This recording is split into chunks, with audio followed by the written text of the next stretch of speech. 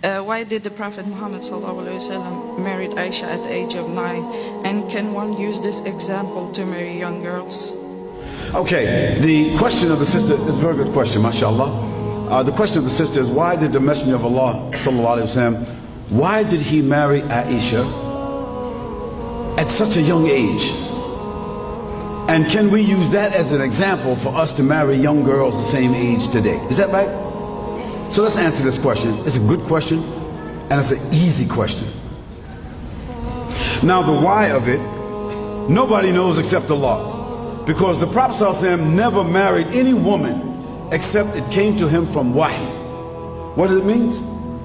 What is wahi? The Prophet ﷺ never went around looking at women and select this one or select that one or say, yo, check this out. Tell her I like to marry him or marry her. No.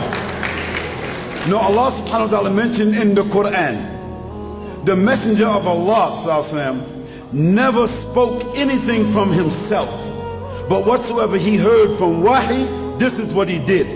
Now we know that the Prophet ﷺ is a man like everybody else, but Allah subdued his nafs. Allah subdued his nafs with wahi, revelation. So he was guided by Allah. He was accompanied by Jibreel alayhi salam. His nafs never came up above the revelation. So whatever the Prophet ﷺ selected to do, he did it through the influence of Allah subhanahu wa ta'ala and through the guidance he received from Jibreel alayhi salam. So why he got Aisha, we don't know that, because where did the order come from? Hello. Allahu Akbar. So the kafir, the non-Muslim, who's not able to understand and recognize, they between the sky and the earth, they suspended, because what? They're ignorant, they don't know. They don't understand the premise of revelation, so they can't appreciate that. But those who can appreciate revelation understand that prophets, alayhi salam, were ordered to do things that we don't understand, that we call mu'ajizat. We call it miracle, phenomena, because it came from God. So Allah selected Aisha for the Prophet ﷺ. That's number one. And when the Prophet ﷺ realized that Allah inclined him towards Aisha, who was Aisha radiallahu anha? She was the daughter of Abu Bakr radiallahu anhu, Abu Bakr as-Siddiq radiallahu anhu. And who was Abu Bakr as-Siddiq? Abu Bakr as-Siddiq, he was a well-known man in Mecca, right? Well-known, honest.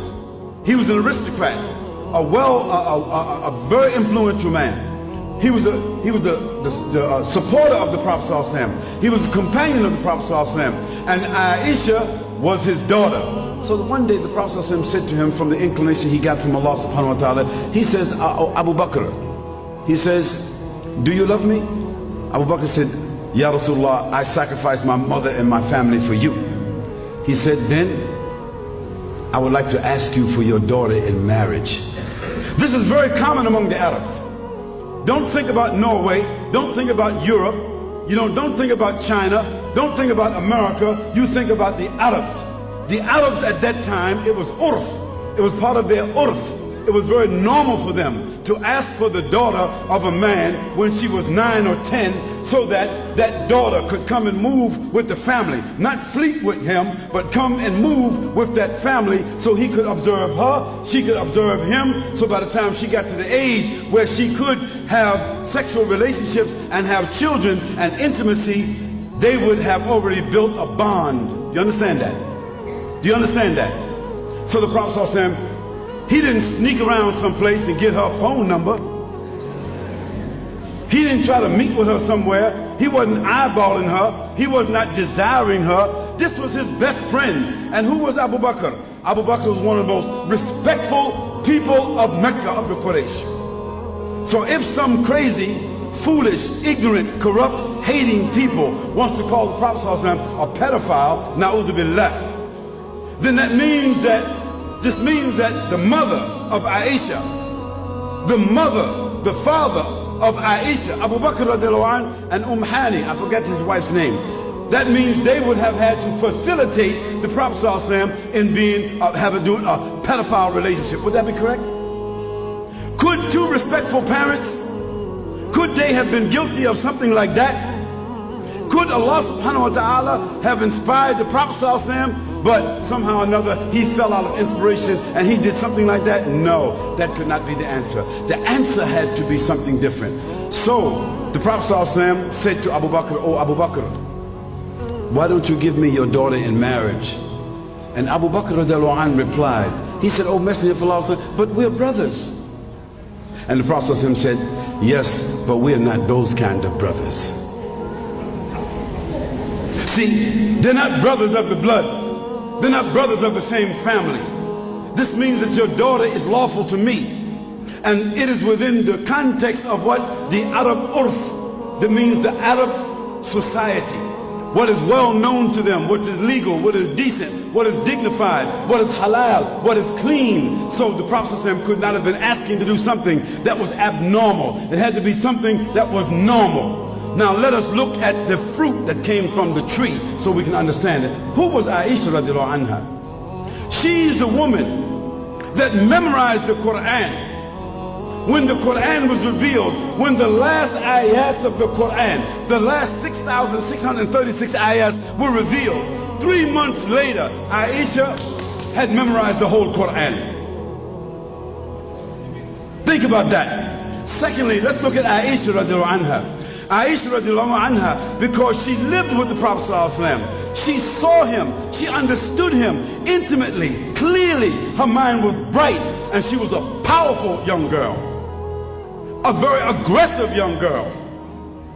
Powerful, aggressive, and deep and intelligent. Memorized the whole Quran. And guess what? She was holding with her when the Prophet ﷺ passed away at least 2,600 ahadiths that nobody else knew. And that's why after Abu Huraira radiallahu anha, nobody related to us more hadiths than Aisha radiallahu anha. So when you look at the product, when a girl is raped, when a girl is molested, when a girl has been involved in some pedophile type relationship, she becomes dysfunctional. She becomes, something different. She doesn't know herself. She becomes guilty. She becomes dirty. She becomes dysfunctional. And you see the result of it throughout her life. Is that correct or not? No, not our mother Aisha radiallahu anha. She was the teacher of 72 of the companions of the Prophet ﷺ and the tabi'een and the atba'a tabi'een. She was their teacher, our mother. And when the Prophet ﷺ passed away, she was only 18 years old, which means she only was married to the Prophet ﷺ and lived with him 9 years. And when she died, she was a mother of the believers. Is that correct or not?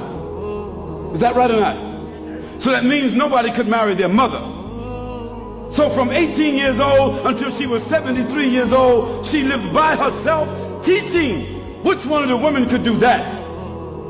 So when the people talk stupid, give them some of that history so they can understand who she is. And when you understand who she is, you can understand the context of things. And so, sister, may Allah reward you for that question. It comes in a lot of places, but that's the answer.